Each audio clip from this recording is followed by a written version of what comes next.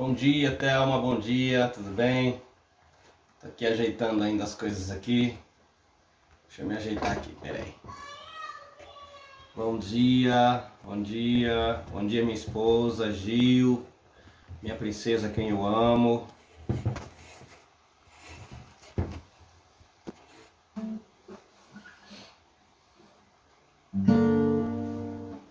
Bom dia, bom dia, bom dia, vamos esperar aí o povo entrar.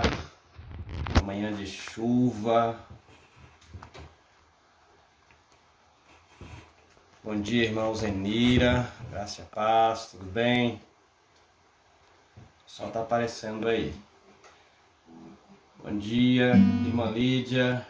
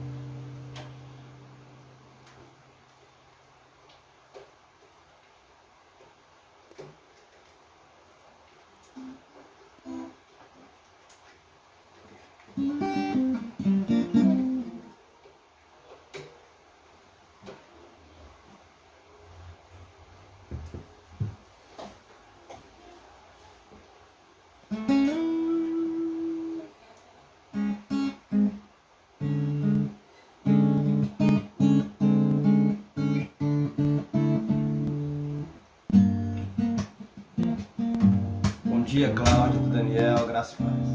Bom dia pro Biel, que tá falando bom dia, papai. Eu escrevi, você não. Bom dia, Biel, papai te ama. Pessoal, o Biel também está acompanhando aí os estudos, a live. Esse menino é 10. Sofia, bom dia, graça e paz, minha irmã. Tudo bem com vocês aí, gente? Só aguardar aí o pessoal entrar. A gente já começa a nossa EBD nesse dia chuvoso, né? Estávamos precisando, como a Lídia falou, estávamos precisando dessa chuva, né? Deus é bom o tempo todo, né, queridos?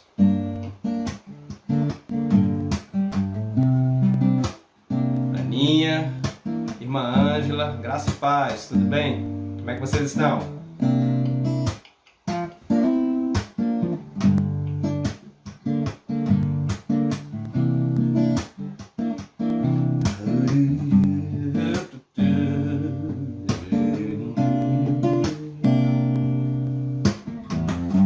Louvemos ao Senhor. Louvemos ao Senhor. Adoremos o teu santo monte, nosso amado Pai, seu nome é santo. Louvemos ao Senhor.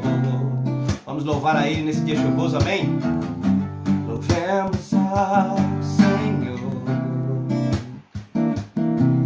Adoremos no seu santo monte, nosso amado Pai, teu nome é santo.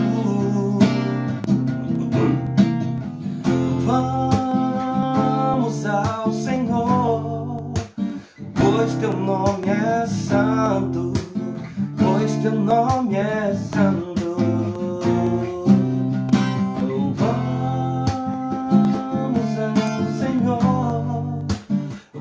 Teu nome é santo, pois teu nome é santo.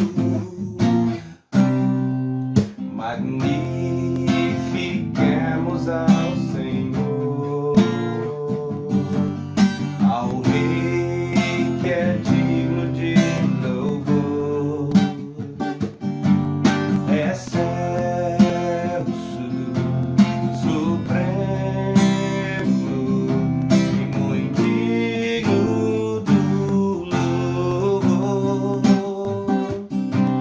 excelso, supremo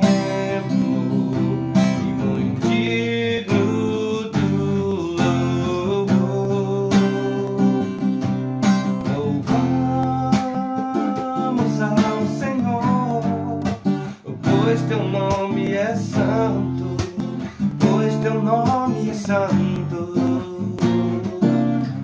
Louvamos ao Senhor, pois teu nome é santo, pois teu nome é santo. Hosana,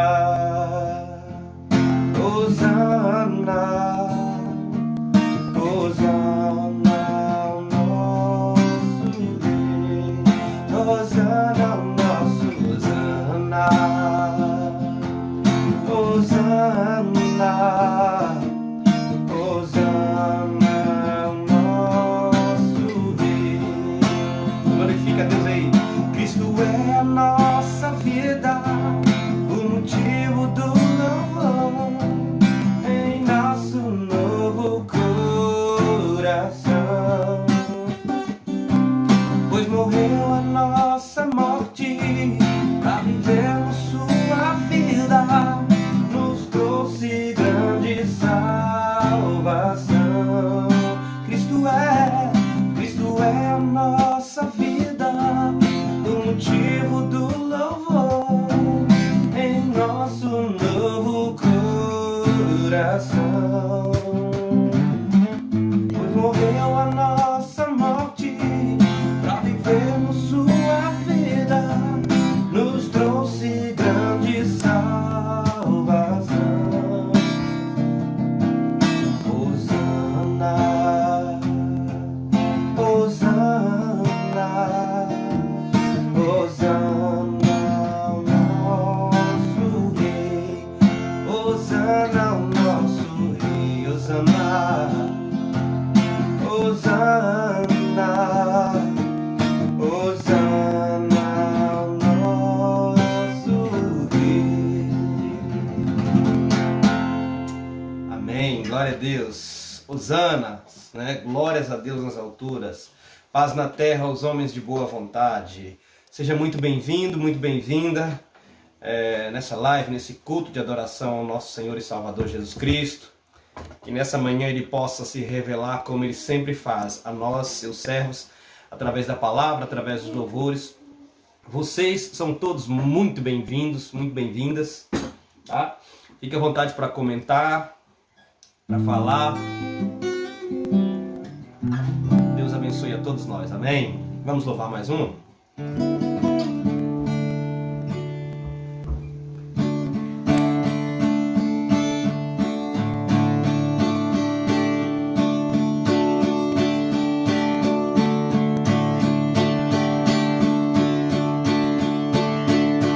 Reina sobre o meu ser, reina sobre o meu viver e sobre o meu lar. És o autor da criação, o motivo da canção que estou a cantar. És a glória, sangue puro, a estrela da manhã.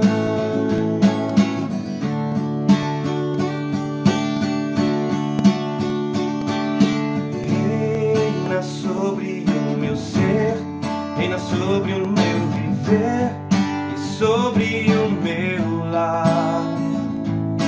És o autor da criação, o motivo da canção que estou a cantar. És a glória, sangue puro, a estrela da manhã. O pão vivo, sangue puro, és tudo que eu preciso. És digno de glória e de louvor, Cordeiro bendito do Senhor.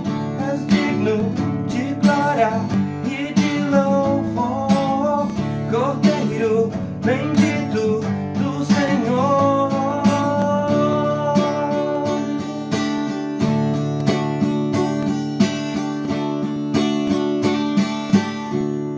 Aleluias, Deus é digno de de toda a glória, de todo o louvor, de toda a adoração. Amém, queridos? Bom dia, Juraci Aroeira Crinas. Deus abençoe a sua vida, Jura. Bom dia, minha irmã Eleni. Deus te abençoe. Sofia, já falei. Daniela Rodrigues, Deus te abençoe. Seja muito bem-vinda. Glória a Deus.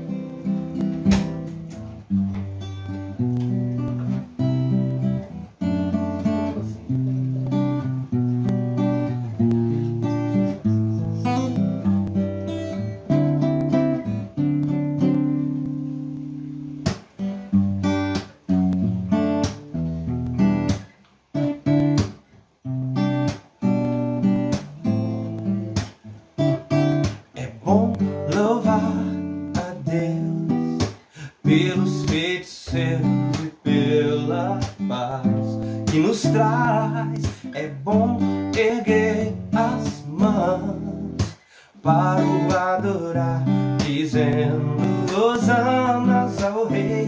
Não há nada que possa tirar a alegria que invade o meu ser, inunda a minha vida e cura as feridas, seca lágrima. É bom louvar a Deus pelos feitos seus e pela paz que nos traz. É bom erguer as mãos para o adorar, dizendo hosanas ao Rei. Não há nada que possa tirar a alegria que invade o meu ser, que inunda minha vida e cura as feridas, seca lágrimas. Eu quero cantar, adorar, bendizer e servir a Jesus, que na cruz deu sua vida porque me quis e me escolheu para estar para sempre ao meu lado, me resgatou e por amor fui por ele transformado. Oh yeah, yeah, yeah. Oh, oh.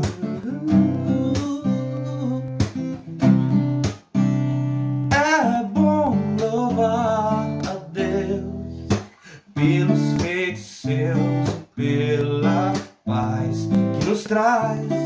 É bom erguer as mãos para o adorar, dizendo hosanas ao Rei. Não há nada que possa tirar a alegria que invade o meu ser, que inunda a minha vida e cura as feridas, seca lágrimas. Eu quero cantar, adorar, bendizer e servir a Jesus, que na cruz deu sua vida porque me quis e me escolheu para estar para sempre ao seu lado, me resgatou e por amor fui por ele transformado. Oh yeah, yeah, yeah. Oh, oh, oh, oh, oh. É bom louvar a Deus.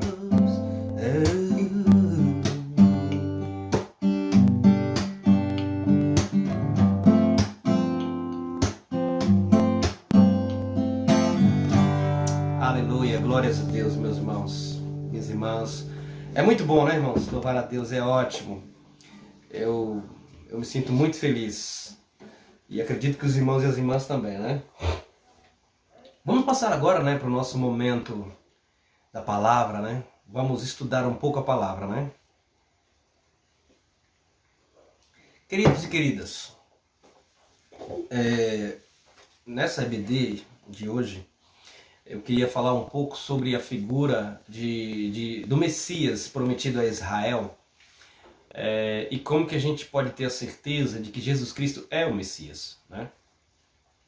Quando a gente fala de Messias, essa é uma palavra oriunda do hebraico, né? Mashiach, que significa ungido, né? O ungido, Hamashiach. E Christos, em grego, é a mesma coisa, significa o ungido. Né? Eu estava pensando ontem, né, no que a gente poderia bater um papo, conversar, né? Efânia, Deus abençoe, seja muito bem-vinda. Um abraço a toda a família do Flávio, da Efânia, Deus abençoe vocês. Eu estava pensando nisso, queridos, em falar sobre as identificações do Messias, né? Eu até coloquei aí no título, né, da nossa live, as identificações, né? EBD de hoje, as identificações do Messias, parte 1. Por que parte 1? Porque a Bíblia, são muitas profecias que falam a respeito do Messias prometido a Israel, né? E nós sabemos hoje que esse Messias é Jesus Cristo. Mas imagine você vivendo, né, há 4.000 anos atrás, esperando alguém, né, que o Senhor Deus prometeu para remir, para salvar, para curar o povo de Israel, para libertar. Então você deveria conhecer muito bem as profecias para quando essa pessoa aparecesse, você soubesse quem era aquela pessoa. E hoje a gente sabe que é Jesus, porque nós somos ensinados, né, que Jesus é o Messias, né? E de fato ele é o Messias, nós podemos crer, né? Mas como é que eu tenho certeza, como é que eu posso comprovar essa informação? Como é que eu sei que Jesus Cristo é de fato o Filho de Deus, o Messias encarnado, né? Como é que eu sei disso? Através das profecias, as profecias bíblicas que tratam do Messias, ou as profecias messiânicas. Irmãos, são mais de 360 profecias. É muita profecia que fala, né, sobre o Messias, né? O Messias prometido a Israel, ele exerceria 3 funções, né? Ele seria profeta, sacerdote e rei, né? E nós sabemos que Jesus cumpre todos esses requisitos. O Messias, ele tem algumas características que deveriam ser só dele, né? Então, quando a gente estuda a profecia, era muito difícil alguém se enquadrar em tudo aquilo ali, né? E dizer assim, eu sou o Messias, eu sou o Cristo.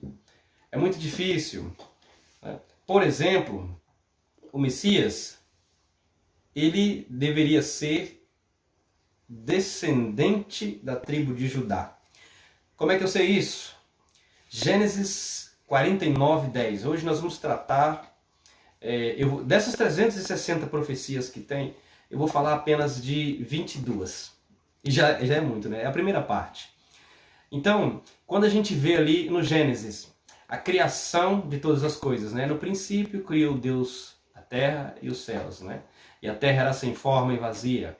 Aí Deus, ele cria, né, a terra, ele cria o firmamento, ele cria a relva, né, as ervas, ele cria os animais e ele cria o homem, né? E ele coloca o homem no jardim para o cultivar e lavrar. E ele faz uma adjutora, uma auxiliadora para esse homem. Essa adjutora é chamada de Eva. E o Senhor Deus dá ordens, né, a esse casal, né? Ele explica para eles o que eles deveriam fazer naquele jardim. Eles deveriam cultivar o jardim do Éden. Eles poderiam comer de todos os frutos, exceto do fruto do conhecimento do bem e do mal. E nós conhecemos bem essa história, de que Eva comeu do fruto, enganada pela serpente, e deu ao seu marido Adão também para comer desse fruto. E ele o fez. Ele comeu desse fruto E a Bíblia diz que os olhos deles foram abertos, né? E eles passaram a ser conhecedores do bem e do mal. A esse episódio, a teologia chama de queda do homem, né? Ele caiu em transgressão. E eu falei durante essa semana que pecado é a transgressão da lei de Deus, né? Pecado é a transgressão da lei de Deus. Então eles pecaram, eles transgrediram a lei de Deus. Em Gênesis capítulo 3, verso 15, o Senhor vem, né, e o Senhor executa juízo sobre essa transgressão, porque o Senhor ele é o justo juiz, né? Então, para toda transgressão requer uma punição, requer um juízo. E o Senhor, como juiz, ele não pode deixar de aplicar esse juízo, porque senão ele não seria juízo, ele não seria a justiça. Ele, como Deus justo e santo, que é um dos seus atributos, justiça, né, ele não poderia deixar de aplicar. Então ele vem e aplica, né, essa justiça dele, né, esse juízo, na verdade, sobre o casal e sobre a serpente, né. Eu vou ler o texto, os irmãos não precisam ler, só para a gente introduzir essa questão, para a gente elucidar o que eu quero dizer para vocês. Gênesis 3,15 diz assim, irmãos, ó. Gênesis 3,15 diz assim: porém inimizade entre ti e a mulher, entre a tua descendência e o seu descendente. Este te ferirá a cabeça e tu lhe ferirás o calcanhar. Então aqui nós temos a primeira profecia messiânica. E por que, irmão Jaime, que eu tenho que estudar as profecias? Porque o próprio Jesus, ele nos ensinou que nós devemos examinar as Escrituras. Por que que eu tenho que examinar as Escrituras? João capítulo 5, versos 39. Jesus, quando ele estava no embate com os fariseus, né, que ele explica a sua missão para eles, ele diz assim, olha, examinai as Escrituras, porque vós cuidais ter nela a vida eterna, e são elas que testificam de mim. Jesus disse que as Escrituras testificam dele, ou seja, dão testemunho de quem ele é. Né? Então ele fala, examinem as Escrituras. A Bíblia é para ser examinada. Né? Quando a gente lê a Bíblia de forma corrida, tem tesouros ali debaixo daquelas letras que muitas das vezes passam escondidas aos nossos olhos. Dito isso, né, Lucas capítulo 24 também, né, dois dos discípulos, depois que Jesus havia sido crucificado e ressurreto, havia dois discípulos que estavam indo para Emaús, né, uma aldeia próximo de Jerusalém, e eles iam conversando e Jesus, depois de ressurreto, apresentou-se do lado deles, né, e foi caminhando com eles e conversando com eles. E ali nós conhecemos bem a história, né, que eles estavam tristes porque o mestre havia morrido, né, e aquele era o terceiro dia, e eles esperavam que ele ressuscitasse. E aí o próprio Cristo começa a expor as Escrituras para eles. Explicar para eles que convinha que o Cristo padecesse, né? E quando eu digo Cristo, estou dizendo a mesma coisa. Messias e Cristo é a mesma coisa. Então ele está explicando para aqueles dois discípulos que era necessário que ele fosse entregue para as autoridades judaicas, né? Que ele fosse cuspido, que ele fosse humilhado, que ele fosse crucificado e que ele ressuscitasse ao terceiro dia. Né? Então ele foi expondo as Escrituras para aqueles dois discípulos. Né? Então, como é que eu posso ter certeza de que Jesus é o Cristo hoje, 2020? Como é que eu, olhando para trás, posso ter essa certeza no meu coração? Examinando as Escrituras. Procurando com uma lupa, sabe? Verificando, né, as profecias de que tratam do Messias. Para ver se Jesus se enquadra. Então você tem que fazer isso com todas as pessoas que você... Por exemplo, como é que eu sei que o Henri Cristo, aquele homem que é lá do sul do país, ele não é o Cristo? Ele diz que ele é Jesus Cristo. Como é que eu sei que ele não é Jesus Cristo?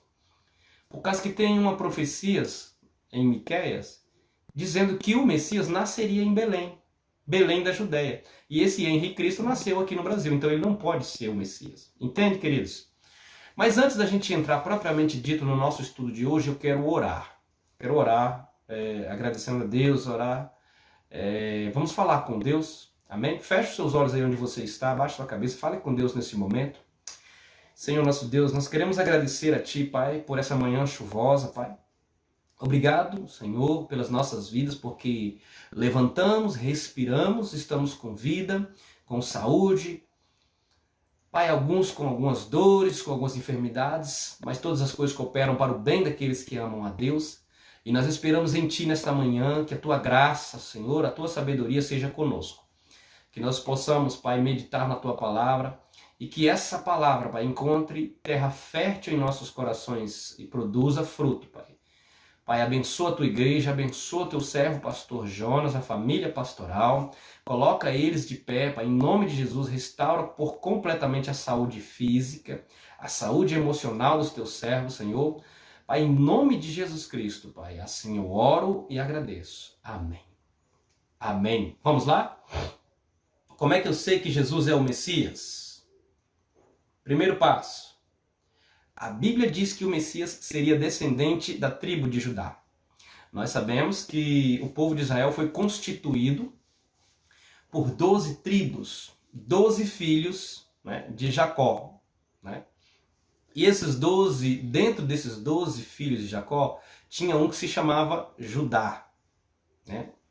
Então, de Judá sairia o Messias. Então, se eu vivesse naquela época, eu já saberia que se alguém da tribo de Levi, da tribo de Ruben, da tribo de Dan, da tribo de Benjamim, se dissesse o Messias, eu saberia que ele era um impostor. Por quê? Porque a Bíblia diz, em Gênesis 49, versículo 10, que é exatamente assim que eu vou ler para os irmãos. Ó, os irmãos não precisam abrir os textos não, porque são muitos textos. Se você quiser anotar, vai anotando as referências e depois você consulta os textos, tá? E aí eu vou te mostrar também aonde se cumpriu isso no Novo Testamento na vida de Jesus. Tá? Então vamos lá. Como é que eu sei que o Messias é da tribo de Judá? Porque em Gênesis 49, 10, lá no finalzinho do livro, ele diz assim, ó, a palavra de Deus, ó, não se apartará o cetro de Judá, nem o bastão do comando dentre seus pés, até que venha aquele a quem pertence por direito, e a quem devem obediência os povos. O que quer dizer esse texto, irmão Jaime? Quer dizer o seguinte, olha, de Judá sairiam todos os reis, né, de Israel, até que viesse alguém que tivesse direito, né, a quem os povos deveriam obediência. Está dizendo os povos e não somente o povo de Israel. Ou seja, é alguém que ele transcenderia as barreiras dos limites do povo de Israel. É alguém que todos os povos da terra deveriam obedecer. E não somente o povo de Israel. Certo? Onde isso se cumpriu, vai anotando aí, queridos e queridas. Lucas capítulo 3, verso 33 diz assim: filho de Aminadab, filho de Arão, filho de Esrom, filho de Farés, filho de Judá. Ele vai falar da genealogia de Jesus. Se você pegar a genealogia de Jesus, você vai ver que ele é da tribo de Judá. Então, opa, Jesus pode ser o Messias, ele é da tribo de Judá. Amém? Então, ponto para Jesus. Amém. Tá bom, mas vamos adiante. É o seguinte, irmãos, o Messias, ele tem que se encaixar em todas as profecias. Ele não poderia se encaixar apenas em 15, 20 profecias e falhar em 30, em 40. Não. Ele tinha que se encaixar em todas as profecias. Se ele falhasse uma profecia, aquela pessoa não poderia ser o Messias. Certo? O Messias deveria nascer em Belém. Né? Como eu disse no início, Miqueias capítulo 5, verso 1, né? Diz assim o profeta: mas tu, Belém Efrata, tão pequena entre os clãs de Judá, é de ti que sairá para mim aquele que é chamado a governar Israel. Suas origens remontam aos tempos antigos, aos dias do longínquo passado. Olha só, Jesus, nós sabemos que ele nasceu em Belém Efrata. Belém Efrata significa casa do pão, Efratá, né? E Jesus nasceu em Belém. Né? E existia uma profecia, essa profecia que eu acabei de citar, que o Messias deveria nascer em Israel. Eu estou dando uma pincelada, é óbvio que o Messias, eu tenho muito mais profecias, como eu falei para os irmãos, são mais de 300 profecias. Né? Mateus, capítulo 2, verso 1.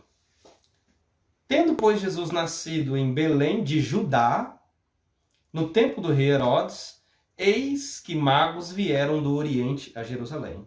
Olha onde se cumpriu isso. O profeta Miqueias falou, capítulo 5, verso 1, né?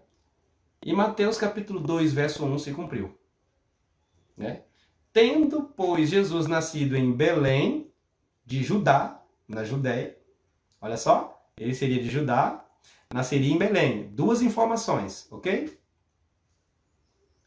Ele nasceria de uma virgem.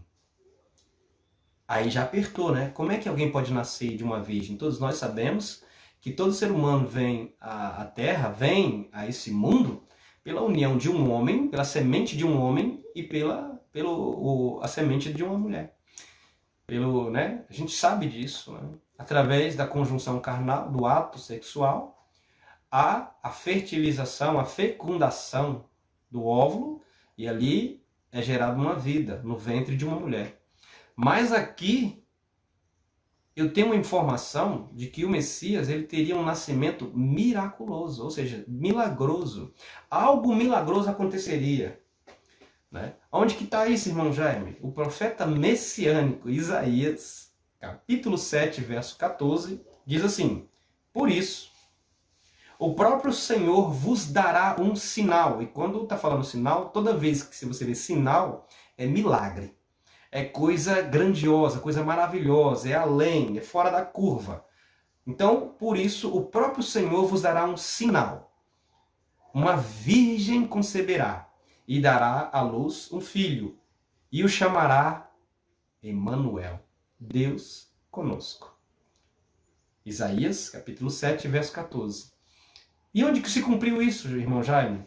Lembra que eu falei como é que eu sei, né, que Jesus é o Filho de Deus? Olhando as profecias, ok? Olhando as profecias. Onde que se cumpriu isso, irmão Jaime? Isso se cumpriu em Mateus, capítulo 1, verso 18. Vamos ao texto? Mateus, capítulo 1, verso 18, diz assim: eis como nasceu Jesus Cristo. Maria, sua mãe, estava desposada com José. Antes de coabitarem, aconteceu que ela concebeu pela virtude do Espírito Santo. Então, queridos, olha só. Antes, Maria ela estava prometida a José. Ela era noiva de José. Né? E os irmãos conhecem a história. O Espírito Santo apresenta-se a Maria, né? O anjo apresenta-se a Maria e diz: Ave cheia de graça. Né? E ela se espanta, né, com aquela saudação do anjo, porque judeu não fala ave. Judeu fala shalom, paz. E o anjo traz a mensagem para ela: olha, Maria, você foi escolhida dentre todas as mulheres para dar à luz ao Filho de Deus, né? Ele será grande, né? A virtude do Altíssimo te cobrirá e você conceberá ao Emanuel, o Deus conosco. Olha só que tremendos, meus irmãos, olha só que tremendo isso. Como é que pode acontecer uma coisa dessa, né? Uma mulher virgem dar à luz a um homem, né? E é isso mesmo que está acontecendo aqui. Então o Messias ele deveria ser da tribo de Judá, ele deveria nascer em Belém Efrata, ele deveria nascer de uma virgem. Você vê que as coisas vão apertando, né? Você vê que vão apertando. Ou seja, não é possível a qualquer homem, ou seja, ele não seria um homem natural, o Messias não seria um homem natural. Né? Só por esse fato dele nascer de uma virgem, né? Como o próprio profeta Isaías diz, é um sinal, que Deus daria um sinal ao povo de Israel. Né? E foi isso, Deus deu esse sinal, ele nasceu da virgem, né? Várias pessoas são testemunhas disso, né? Há uma profecia de que haveria matança de inocentes, né, em Belém. Jeremias capítulo 31, verso 15, profetizou isso. Irmãos, isso aí é 300, 400, 500 anos antes das coisas acontecerem. Né? Então, assim, não há como errar. Deus não erra. Deus não erra. Então, olha só. Eis, Jeremias 31, 15. Vai anotando. Eis que diz o Senhor: ouve-se em Ramá uma voz, lamentos e amargos soluços. É Raquel que chora os filhos, recusando ser consolada, porque já não existem. Aqui ele usa uma figura de linguagem, Raquel, né? A esposa dos patriarcas, de um dos patriarcas. Então, ele está dizendo que haveria lamento, né? Amargos soluços, porque os filhos não existem mais. Os filhos de Raquel não existiriam mais. Onde se cumpriu isso? Nós sabemos que o rei ficou indignado porque ele foi enganado, né? Ele se sentiu enganado pelos os magos lá, né? Mateus, capítulo 2, verso 16. Se cumpriu. Dá uma olhadinha lá. Diz assim, ó. Vendo então Herodes que tinha sido enganado pelos magos, ficou muito irado e mandou massacrar em Belém e nos seus arredores todos os meninos de 2 anos para baixo, conforme o tempo exato que havia indagado dos magos. Entende? Então, o rei Herodes ficou muito irado porque ele havia sido enganado pelos magos e ordenou uma matança generalizada, uma carnificina de crianças e meninos de 2 anos para baixo. Então isso havia sido profetizado. Essas coisas são sinais, né, que nos apontam para o Messias de Israel. Então como é que hoje eu consigo identificar e ter a certeza no meu coração de que Jesus é o Cristo? Porque ele se enquadrou nisso daí. E por que ele não morreu? Né? Porque também tem uma profecia que diz que o Filho de Deus, o Messias, fugiria para o Egito. Tem? Tem. É verdade, tem. Queridos, está lá em Oséias, capítulo... Impressionante um negócio desse, irmãos. Oséias, capítulo 11, verso 1. Israel era ainda criança, e já eu o amava, e do Egito chamei o meu filho. Onde se cumpriu isso, irmão Jaime? Mateus, capítulo 2, verso 14. Diz assim: José levantou-se durante a noite, tomou o menino e sua mãe, e partiu para o Egito. Impressionante, né, irmãos? Impressionante. A palavra de Deus é fantástica. É fantástica. Queridos, a palavra de Deus também diz que o Messias pregaria na Galileia. Nós sabemos que Jesus, o ministério dele, foi ali no Mar da Galileia, né? Ele foi para lá depois que ele voltou do Egito, né? Isaías, capítulo 8, verso 23, ele fala isso, né? Que o Messias pregaria na Galileia. E Jesus, o ministério dele, os 3 anos, se deu entre Jerusalém e a Galileia, as redondezas, o Mar da Galileia, indo para lá, indo para cá com seus discípulos, caminhando naquelas aldeias, naquelas regiões. Isaías, capítulo 8, verso 23, já profetizava isso 450 anos antes. Ele falou assim, olha, no passado ele humilhou a terra de Zabulon e de Neftali, mas no futuro cobrirá de honras o caminho do mar, a Transjordânia e o distrito das nações. Né? Isaías 9, 1. O povo que andava nas trevas viu uma grande luz sobre aqueles que habitavam na região tenebrosa, resplandeceu a luz. A região da Transjordânia, meus queridos, é exatamente aquela região, essa região que eu estou citando. Né? Onde se cumpriu isso, irmão Jair? Mateus capítulo 4, de 12 a 16. Eu tô caminhando, porque são muitas profecias, e se eu não dar uma caminhada nos textos, por isso que eu falei para os irmãos, não abram a Bíblia hoje, eu vou citar os textos, os irmãos vão anotar, e depois os irmãos vão consultar tudo isso, e vocês vão se espantar, né, do tamanho, da quantidade de profecias que existem acerca de Jesus Cristo. Né? Mateus capítulo 4, versos 12 e 16, diz assim: Quando, pois, Jesus ouviu que João fora preso, retirou-se para a Galiléia. Deixando a cidade de Nazaré, foi habitar em Cafarnaum, à margem do lago, nos confins de Zabulon e Neftali, para que se cumprisse o que foi dito pelo profeta Isaías. A terra de Neftali, região vizinha ao mar, a terra além do Jordão, a Galiléia dos gentios, este povo que jazia nas trevas, viu resplandecer uma grande luz, e surgiu uma aurora para os que jaziam na região sombria da morte. Ou seja, prendiu uma grande luz para aquelas pessoas que viviam na região sombria da morte. Então o profeta Isaías, no capítulo 9, falou sobre isso. É impressionante, queridos. Cada vez que eu leio, que eu estudo esse tema, eu fico maravilhado. O Messias, ele seria desprezado. Olha só. Jesus seria da tribo de Judá, ele nasceria em Belém, o Messias deveria nascer em Belém, ele deveria nascer de uma virgem, por causa dele haveria matança, né, em Belém e Efrata. Né? Ele, ele viveria nas regiões da Galileia, de Zebulon, de Neftali, ou Neftali. Né? Então, vá somando essas informações.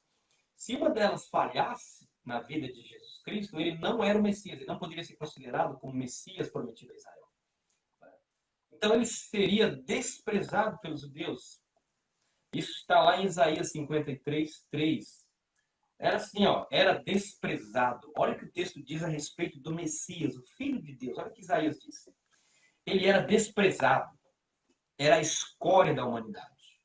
Homem de dores, experimentado nos sofrimentos, como aqueles diante dos quais se cobre o rosto, era amaldiçoado e não faziam caso dele. Jesus era uma espécie de marginalizado. Olhando para esse texto, ele era alguém à margem da sociedade judaica. Ele era alguém que o texto diz, como um que não fazia um caso dele, ou seja, nem notavam ele. Ele era só apenas. Lembra que os fariseus falaram, mas esse aí não é o filho de José? Esse aí, a mãe dele não é Maria? Quem é esse aí que está dizendo que é o Cristo? Lembram disso? Então, ele era desprezado. Isaías 53 fala disso. Onde que se cumpriu? João, o Evangelho de João, capítulo 1, verso 11. Diz assim, veio para o que era seu. Mas os seus não o receberam. Jesus veio para o que era seu. O que era seu? O mundo, a criação, tudo é dele.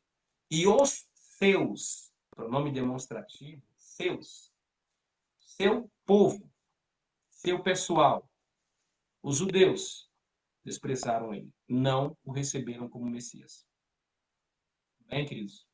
Todos estão acompanhando? Comentem aqui para mim, falem o que vocês estão achando, para eu entender, para saber se eu estou correndo demais, se está bom.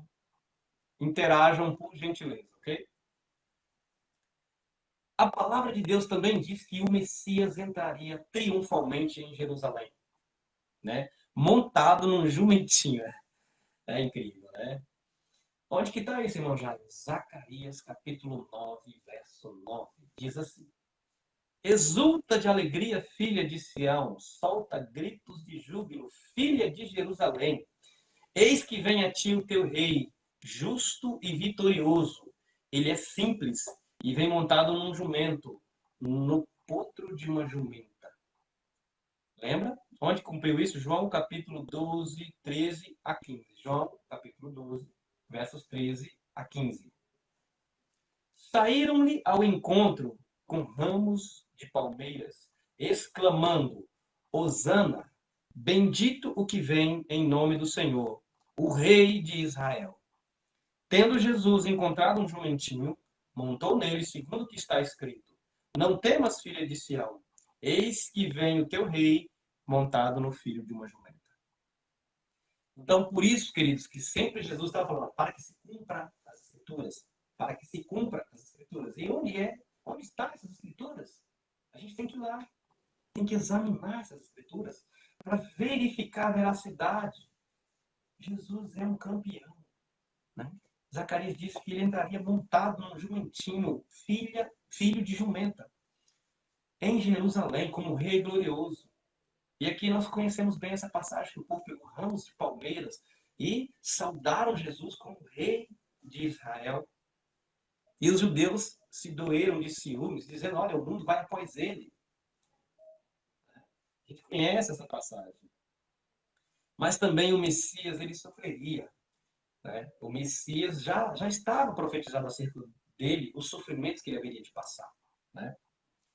Eu estou dando uma pincelada, como eu já falei. Ele seria traído por um dos seus discípulos, um dos seus amigos. Alguém que era muito próximo dele trairia o Messias. Salmo, capítulo 40, verso 10, diz assim, até o próprio amigo em quem eu confiava, que partilhava do meu pão, levantou contra mim o calcanhar. Em Mateus, capítulo 14, verso 10, está escrito assim: Judas, um dos 12, foi avistar-se com os sumos sacerdotes para lhes entregar Jesus. Ou seja, havia uma profecia de que alguém trairia o Messias, de que alguém entregaria o Messias às autoridades, aos seus inimigos. Né? Havia uma profecia também de que ele seria vendido por exatas 30 moedas de prata. É impressionante uma coisa dessa, queridas. É impressionante. A palavra, ela dá detalhes do que aconteceria com muita antecedência. Se os judeus daquela época examinassem as Escrituras como o nosso Senhor e Cristo disse, olha, examinai as Escrituras, porque elas testificam de mim. Se eles fizessem isso, eles encontrariam todos esses textos. Né? Diz assim, ó, Zacarias, capítulo 11, verso 12. Eu disse-lhes, dai-me o meu salário, se o julgares bem, ou então retende-o. Eles pagaram-me apenas 30 moedas de prata pelo meu salário. Isso aqui é uma figura que o profeta Zacarias está usando a respeito do Messias. Me pagaram 30 moedas de prata pelo meu trabalho, pelo penoso trabalho de redimir a alma deles. Né? Onde tá o cumprimento dessa profecia, irmão Jair? Mateus 26, verso 15. Que quereis dar-me e eu vou lhe entregarei? Ajustaram com ele 30 moedas de prata. Então o Messias seria vendido por 30 moedas de prata. Vocês estão contando comigo? Ele nasceria em Belém. O seu nascimento seria miraculoso. Ele nasceria de uma virgem. Haveria matança por causa dele. Ele seria desprezado, homens de dores. Ele seria traído por um dos seus amigos. Ele seria vendido por 30 moedas de prata. Até aqui. E o preço que ele seria vendido seria devolvido. Zacarias 11:13 diz o seguinte: o Senhor disse-me, lança esse dinheiro no tesouro. Esta bela soma na qual estimam os teus serviços. Tomei as 30 moedas de prata e lancei-as no tesouro da casa do Senhor. Olha só o que diz Mateus capítulo 27, versos 6 e 7. Nós sabemos que Judas ficou com remorso e devolveu esse dinheiro aos sacerdotes na casa do tesouro. Como está dizendo Zacarias. Né? Diz assim, ó, os príncipes dos sacerdotes tomaram o dinheiro e disseram, não é permitido lançá-lo no tesouro sagrado, porque se trata de preço de sangue. Depois de haverem deliberado, compraram com aquela soma o campo do olheiro, para que ali se fizesse um cemitério de estrangeiros. Então Judas devolveu o dinheiro. Né? A palavra nos afirma que o Messias ele seria julgado, ele passaria por um julgamento iníquo, né, de pessoas injustas, e ele, como cordeiro mudo, ele ficaria em silêncio. O Messias haveria de ser julgado por mãos de pecadores e ficaria em silêncio. Olha só, Isaías capítulo 53, verso 7. Ele foi maltratado e resignou-se, não abriu a sua boca. Como um cordeiro que se conduz ao matadouro e uma ovelha muda nas mãos do tosqueador, ele não abriu a sua boca. Você já imaginou o que é isso? Você está sendo injustiçado. A tendência natural de nós, seres humanos, quando somos injustiçados, é nos indignarmos, é falarmos, é brigarmos, é querer estabelecer a nossa justiça. O Messias não. O Messias saberia de tudo isso e ficaria calado. Para quê? Para não cometer pecado, para nos salvar. Ele suportou tudo calado. Mateus capítulo 26, versos 62 e 63, se cumpriu isso, queridos. Levantou-se o sumo sacerdote e lhe perguntou, nada tens a responder ao que essa gente depõe contra ti? Jesus, no entanto, permanecia calado. Disse-lhe o sumo sacerdote, por Deus vivo, conjuro-te que nos digas se és o Cristo, o Filho de Deus. Eles indagavam a todo momento, né, se Jesus era o Filho de Deus. Jesus já tinha ensinado isso para eles. Né? Eu sou o Messias de Israel prometido. né? As escrituras testificam de mim. E ele ficou calado nesse julgamento. A escritura também diz que o Messias sofreria pelos outros, né? Isaías capítulo 53, verso 4, 5. Ele diz assim: verdadeiramente ele tomou sobre si as nossas enfermidades. Esse texto é famoso, né? Isaías 53, 4 e 5. Verdadeiramente ele tomou sobre si as nossas enfermidades e carregou os nossos sofrimentos. E nós o reputávamos como um castigado, ferido por Deus e humilhado. Mas ele foi castigado por nossos crimes e esmagado por nossas iniquidades. O castigo que nos traz a paz estava sobre ele. Fomos curados graças às suas chagas. O castigo que nos traz a paz. Aquilo que deveria ser sobre mim e sobre você estava sobre o Messias. Deveria estar sobre o Messias. Mateus 8, versos 16, 17. Pela tarde, apresentaram-lhe muitos possessos de demônios. Com uma palavra expulsou ele os espíritos e curou todos os enfermos. Assim se cumpriu a predição do profeta Isaías. Tomou as nossas enfermidades e sobrecarregou-se dos nossos males. Todos nós sabemos que o ministério de Jesus ele foi marcado por sinais, por maravilhas. Ele tomou as dores daquele povo. Ele carregou sobre os ombros as enfermidades, expulsou demônios, curou doentes. Né? O castigo que nos traz a paz estava sobre ele. Esse aqui não pode ser verdade. Será que isso está na Bíblia? Está. O Messias seria crucificado. Eles, a crucificação era uma forma de execução de criminosos. Uma das piores formas de execução daquela época. A pessoa que era crucificada era considerada a escória daquela sociedade. Criminoso, gente que não valia nada. E Jesus, ele foi crucificado como um malfeitor. Zombaram dele, colocaram uma placa escrita na cruz dele: Rei dos Judeus. Isaías, capítulo 53, verso 12. Toda vez que você ouvir essa expressão, o profeta messiânico, você se lembre de Isaías. Por que profeta messiânico? Porque foi o profeta que mais falou do Messias. Você vai no livro de Isaías, você vê várias profecias a respeito do Messias de Israel. Isaías 53, 12 falou que o Messias seria crucificado com malfeitores. Né? Eis porque lhe darei parte com os grandes. Ele dividirá a presa com os poderosos. Porque ele próprio deu a sua vida e deixou-se colocar entre os criminosos, tomando sobre si os pecados de muitos homens e intercedendo pelos culpados. Quem fez isso, irmãos? Jesus Cristo.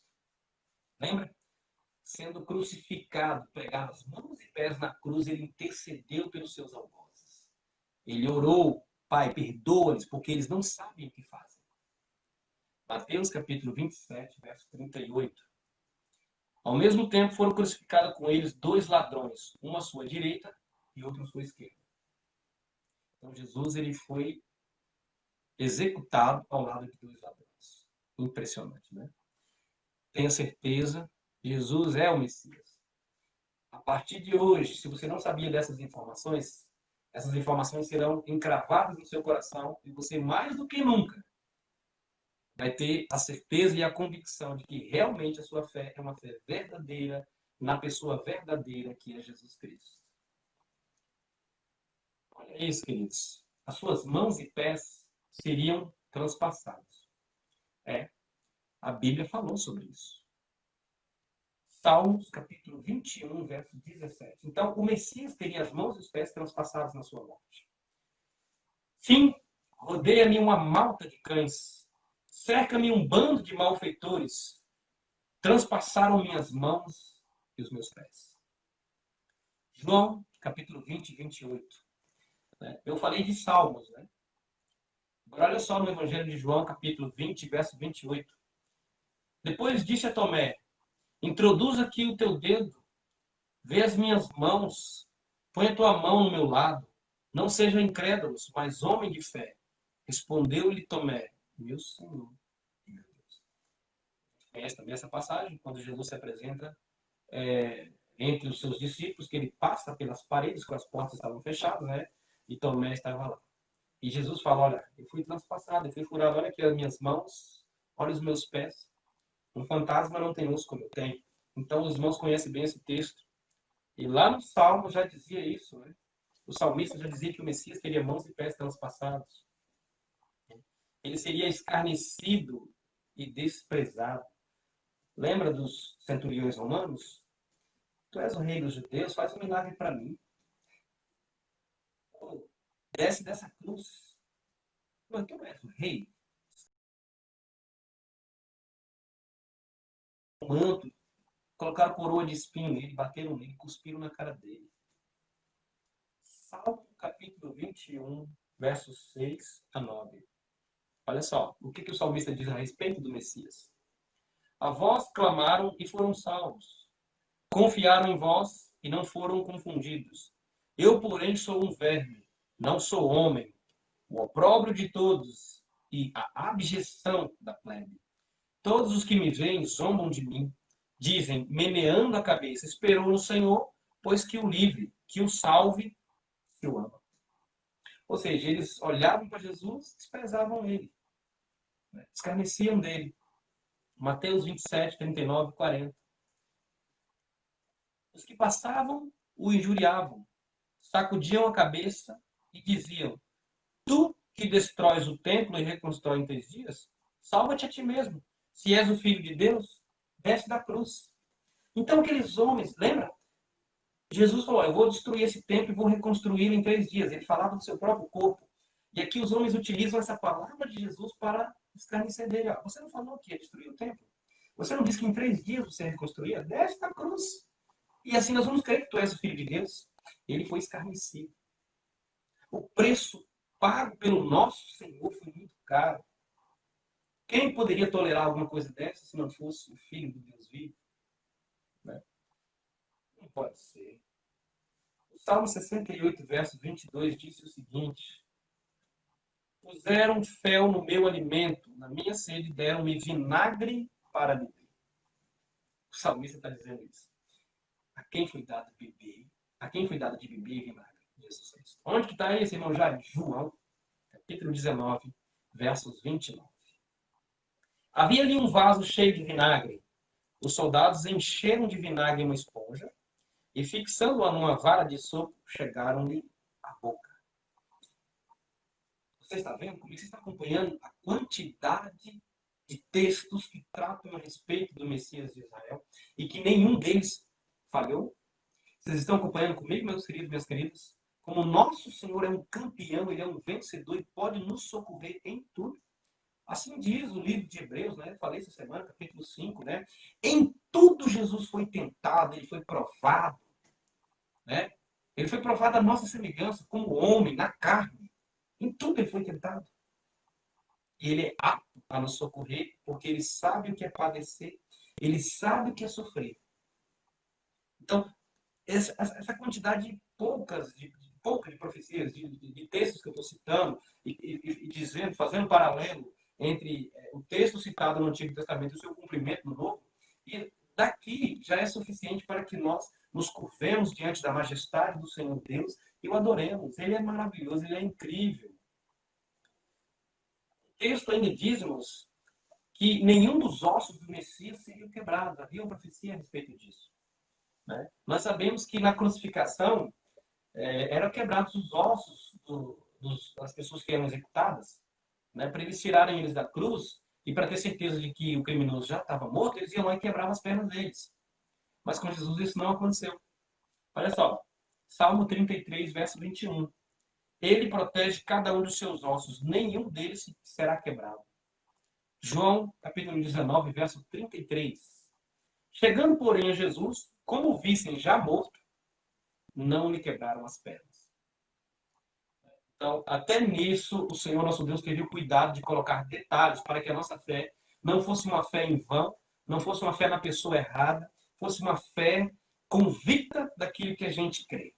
Até nisso, O nosso Senhor, ele teve essa preocupação de deixar detalhes, pistas, rastros, para que nós o seguíssemos. O seu lado seria transpassado. Eu já falei sobre isso. Zacarias 12:10 diz: suscitarei sobre a casa de Davi e sobre os habitantes de Jerusalém um espírito de boa vontade e de prece. E eles voltarão os seus olhos para mim. Farão lamentações sobre aquele que transpassaram, como se fosse um filho único. Chorá-lo-ão amargamente, como se chora um primogênito. João 19:34. Um dos soldados abriu o lado com uma lança e imediatamente saiu sangue e água. Eu citei um texto escatológico do profeta Zacarias. Esse texto que eu citei, Zacarias 12:10, isso vai acontecer quando Jesus retornar. Jesus vai voltar em glória com os seus santos, e quando ele restaurar Israel, e eles verão que Jesus realmente era o Messias, e eles vão chorar amargamente. Né? Olha só, Zacarias está dizendo algo que aí ainda aconteceria, que o Messias seria transpassado. Né? E lá, no Evangelho de João, capítulo 19, no verso 34, diz que um soldado o feriu com uma lança do lado, transpassou ele. Então, é impressionante. Sortearão as suas vestes, são N os textos. Né? Eu quero parar por aqui. Né? Ele seria sepultado em uma tumba de ricos, ele ressuscitaria. Essa é impressionante. Essa eu vou falar. Há uma profecia no Salmo capítulo 15, verso 10, que diz que o Messias ressuscitaria. Olha só, isso sim é milagre, isso é sinal, isso é maravilha. Porque vós não abandonareis a minha alma na habitação dos mortos, nem permitireis que o vosso santo veja a corrupção. O que significa isso? Aqui está dizendo que o Messias, o corpo dele, depois de morto, não se deterioraria. Ou seja, ele não seria destruído e viraria pó. Ele ressuscitaria. O salmista está dizendo exatamente isso. Não permitireis que o vosso santo veja a corrupção. Porque ele não tinha pecado como nós. Mateus 28:9. Nesse momento, Jesus apresentou-se diante deles e disse: salve! Aproximaram-se elas e, prostradas diante dele, beijaram-lhe os pés. Queridos e queridas, o nosso Deus é um campeão. Essa é a primeira parte. Se houver uma outra oportunidade, a gente pode falar um pouco mais sobre isso e estudar um pouco mais. Examinar, como o próprio Cristo nos ensinou em João capítulo 5, verso 39.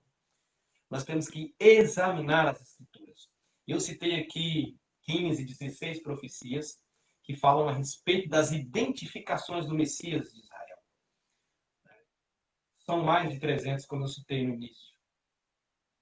Então, para mim, isso aqui já é suficiente para saber que Jesus Cristo é o Filho de Deus, é o Messias prometido a Israel, e que tudo que está escrito a respeito dele é verdade, porque nenhuma das profecias que eu citei falhou. Tudo aconteceu. Tudo aconteceu. Numa próxima ocasião, eu quero falar sobre as 3 funções que o Messias deveria exercer. Porque, além de todas essas profecias, o Messias ainda deveria exercer 3 funções. Ele deveria ser profeta, ele deveria ser sacerdote e ele deveria ser rei. 3 funções. Como é que eu sei disso? Porque tem profecia falando disso. Então, isso vai ficar para uma próxima. Agora, eu queria agradecer, né, a participação dos irmãos. Irmã Lídia, verdadeiramente este é o Messias, Jesus Cristo, Filho de Deus. Aleluia. Amém. Verdadeiramente, irmã Lídia, a senhora pode crer verdadeiramente que ele é o Messias, sem nenhuma sombra de dúvida. Todos nós. Né? Queria agradecer a todos e todas que participam dessa live, desse devocional, que Deus possa abençoá-los, né? Nesse domingo chuvoso, que nós tenhamos um domingo maravilhoso na presença do nosso Senhor, do nosso Messias, né? Quando alguém te questionar e falar Jesus não é o Filho de Deus, Jesus não é o Messias, você pode pegar esses textos que eu citei para os irmãos, para as irmãs, e falar, olha, mas a palavra de Deus diz que ele é. Eu fico com a palavra de Deus. Você está dizendo que ele não é. Me mostra um texto que diz que ele não é. Aqui diz que ele é.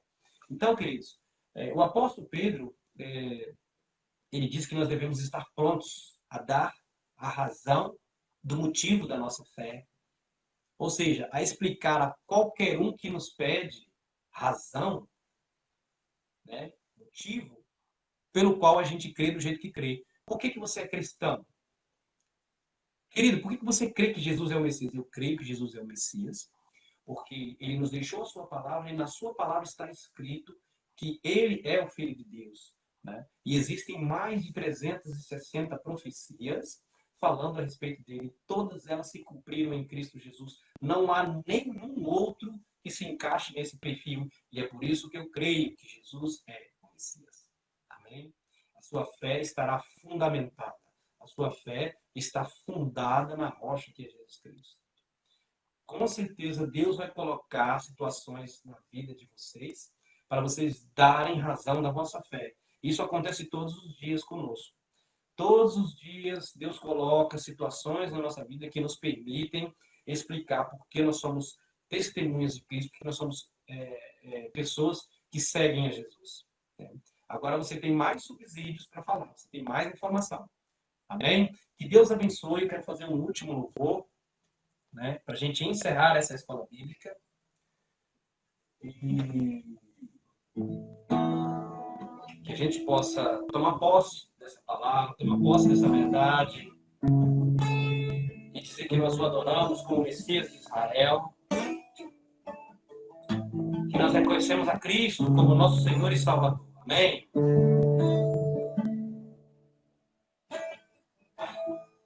Abriu mão da sua glória, semelhante a se esvaziou, servo do trono, e com filho obedeceu. Já tenho morte,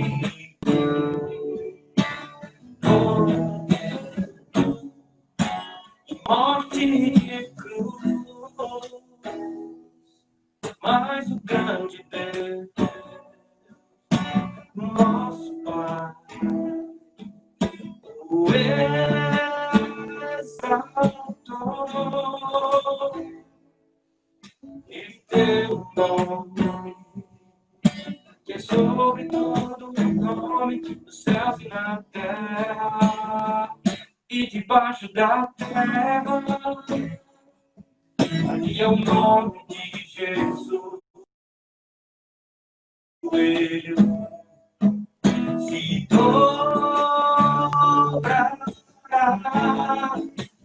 e toda língua confessará que Ele é o Senhor.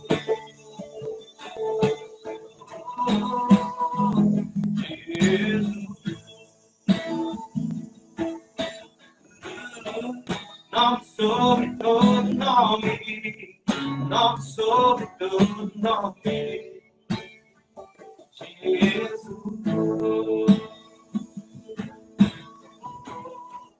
Nome sobre todo nome, nome sobre todo nome. Seu nome é maravilhoso, conselheiro, Deus forte, Pai da eternidade e príncipe da paz. Seu nome é maravilhoso, conselheiro, Deus forte, Pai da eternidade e príncipe da paz. Seu nome é maravilhoso, conselheiro, Deus forte, Pai da eternidade e príncipe da paz.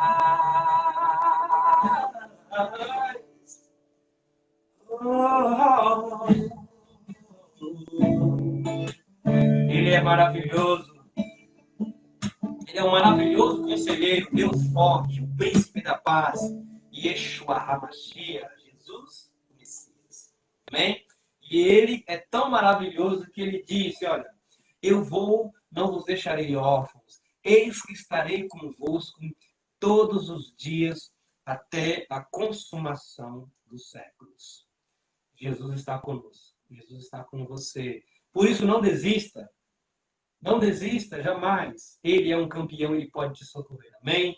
Louvado, exaltado e glorificado seja o nome do nosso Senhor. Tenha um ótimo domingo na presença do Senhor. Deus abençoe todas as famílias representadas aqui nessa EBD. Deus abençoe o nosso pastor, a sua família. Coloque ele de pé rapidamente para ele estar conosco. Amém? Tenha um ótimo domingo. Gil, Biel e eu desejamos a todos vocês. Amém? Amamos todos vocês. Beijo. Fica com Deus. Fala galera, você tem gostado do conteúdo do nosso canal, das lives de culto, das pregações? Então se você não é inscrito, inscreva-se no nosso canal, aqui no canal da Igreja Batista em Jardim Utinga. Não esqueça de colocar o sininho lá para você receber todas as notificações. E todo vídeo que você vê, não esquece de dar um like lá pra gente, é muito importante. Além disso, compartilhe nas suas redes sociais, no seu Facebook, nos seus grupos de WhatsApp. Compartilhe as pregações, nos ajude a propagar mais ainda o Evangelho de Cristo na Terra. Eu conto com você, tá bom? Obrigado, valeu!